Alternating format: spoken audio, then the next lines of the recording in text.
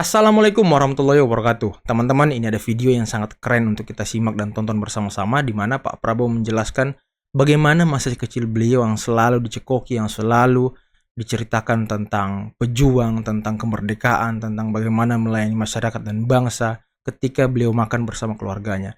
Dan ternyata beliau punya beberapa keluarga yang memang berjuang menjadi pejuang, membela bangsa hingga gugur, teman-teman. Dan disinilah jiwa patriot dari Prabowo Subianto terbentuk. Oke, tanpa perlu berlama-lama lagi, berikut videonya. Apa Pak yang motivasi? Enggak, jadi saya Apa yang tuh bukan mendorong? saya apa ya?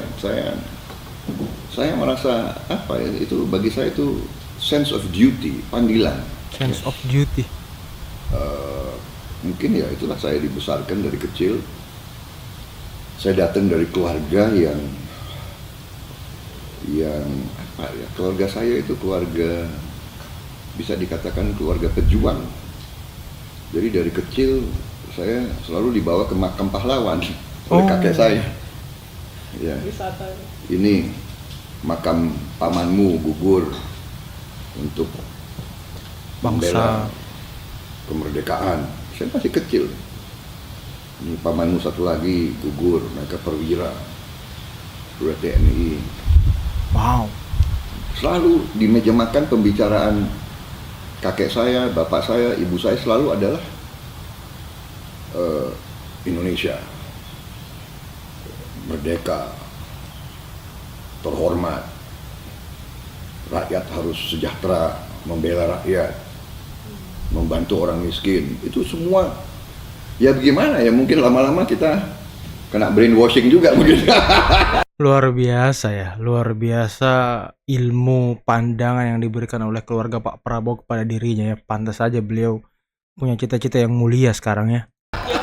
Dengan di Pondok Dan Gede gitu. apa sih Pak? Bapaknya? Ya, saya kira ada, ya kita ada garis ke panglimanya beliau, ada ya biasalah itu. Saya kira banyak orang yang punya apa ya silsilah. Jadi saya kira, tapi tradisi ini saya kira kental ya, terutama di angkatan itu, angkatan yang merasa pernah dijajah oleh Belanda dan berjuang untuk kemerdekaan. Jadi kental sekali kewajiban sebagai patriot harus pada saatnya manakala dibutuhkan, jangankan harta, jiwamu pun harus kau relakan untuk negara dan bangsa. Itu pendidikan yang kita diberikan.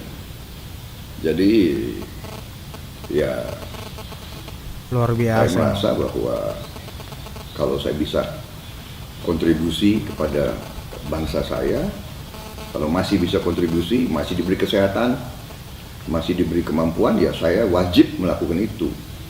Dan juga dari apa yang saya pelajari, karena saya ini hobinya baca sejarah.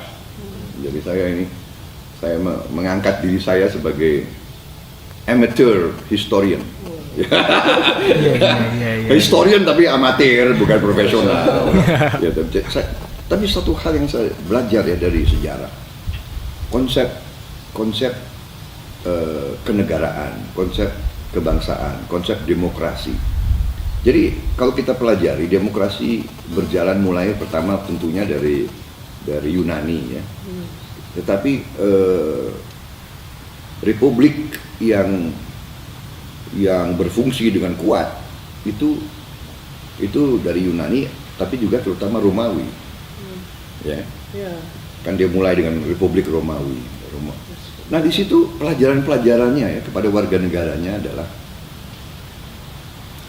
setiap keluarga ya, yang punya anak laki-laki, terutama waktu itu laki-laki, itu merupakan kehormatan yang tertinggi kalau anak itu bisa nanti pada saatnya berkembang untuk menjadi public servant. Kalau di Republik Roma waktu itu semua jabatan dipilih, hakim dipilih, jaksa dipilih, senator dipilih, bahkan panglima tentara pun dipilih. Demokrasi banget ya. Untuk menjadi panglima tentara, Panglima Legion itu dipilih dan dikasih batas waktu gitu. Jadi kehormatan bagi tiap keluarga, salah satu anaknya pada saatnya dia harus menawarkan diri untuk dipilih. Itu merupakan sesuatu apa? Malu kalau salah satu anaknya tidak tampil untuk minta dipilih. Sebaliknya, ajaran mereka kepada warga negaranya adalah apabila Anda memiliki kesehatan yang baik dan fisik yang baik, pendidikan yang baik, dan keamanan kesejahteraan, jadi istilahnya dapur Anda sudah kuat, Anda wajib menawarkan diri. Itu konsep republiknya mereka gitu. Saya tertarik, saya pikir ini Keren, sesuatu yang baik, yang positif, dan saya kira ini tradisi yang diambil di barat. Iya kan? Jadi bukan masuk politik untuk memperkaya diri dengan mencuri dari uang rakyat, tetapi melayani dan merupakan korban. Di Amerika sekarang gaji-gaji pejabat di politik jauh di bawah gajinya swasta.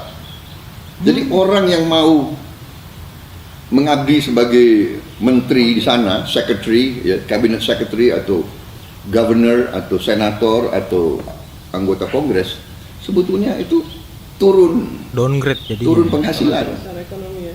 Ya berarti benar-benar ini ya, benar-benar mendedikasikan dirinya untuk menjadi public service, melayani masyarakat gitu.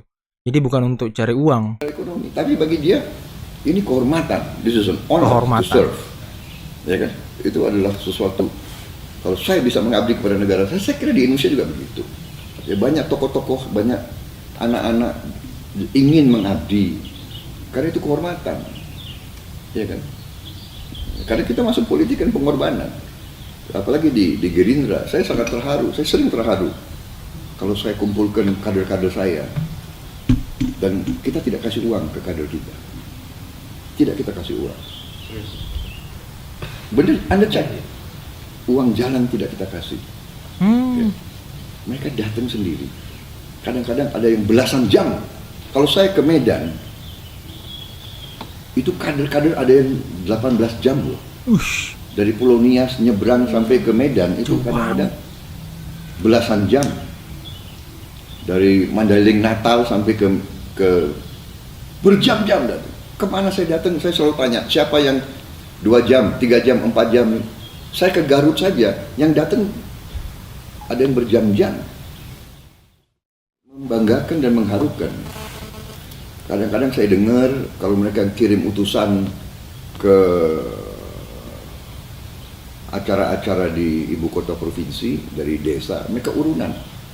Iuran di antara 5-6 kader, teman-teman ngirim salah satu. Cukup apa ya? Cukup membanggakan dan mengharukan ya. Jadi saya pikir di Indonesia masih ada keinginan Orang-orang yang tulus ya. Di partai-partai lain juga saya kira demikian.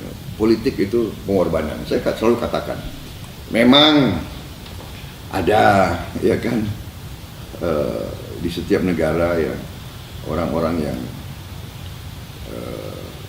ya katakanlah avanturir ya, yang mungkin ingin akal-akalan ya, mengakali orang, mengumpulkan power dan uang dengan berbagai cara ya. Tapi kita tidak boleh putus asa ya. Juga kita lihat, saya percaya dengan falsafah yang saya dibesarkan itu ya. Sing beci ke titik, sing olo ke toro. Falsafah Jawa itu. Ya jadi ya sudahlah, kita berusaha berbuat yang benar, biarlah pada saatnya yang benar yang ketahuan.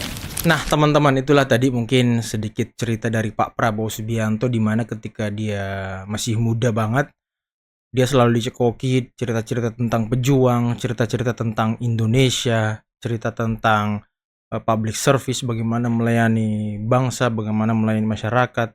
Dan ternyata ya Pak Prabowo juga memang keluarganya dari pejuang teman-teman ya, banyak keluarga beliau yang gugur karena membela bangsa Indonesia teman-teman. Dan ya wajar kalau sekarang Pak Prabowo memiliki jiwa patriot yang sangat tinggi. Beliau memiliki jiwa yang jiwa yang ingin selalu membuat masyarakat itu sejahtera, ingin menghilangkan kemiskinan, ingin menghilangkan hal-hal yang membuat bangsa ini menjadi turun secara kesejahteraan, secara finansial. Dan memang ya beliau punya tekad yang bulat ketika memimpin, ingin menaikkanlah taraf hidup masyarakat dan ingin memajukan bangsa kita teman-teman. Inilah mungkin sosok patriot yang kita idam-idamkan nanti ya, dan semoga ketika beliau menjabat nanti hal tersebut bisa direalisasikan. Mungkin tidak sepenuhnya terrealisasi di periode pertama karena kan jangka waktu 5 tahun memimpin itu sangat singkat teman-teman. Ya minimal beliau bisa mengurangi kemiskinan lah di bangsa kita dan memberantas korupsi, menurunkan angka kemiskinan serta pengangguran, dan kita bisa menuju Indonesia Emas 2045. Nah mungkin cukup sekian dulu video kali ini teman-teman. Jangan lupa like, subscribe, dan share videonya. Akhir kata, billahi taufiq wal hidayah. Wassalamualaikum warahmatullahi wabarakatuh. Bye-bye.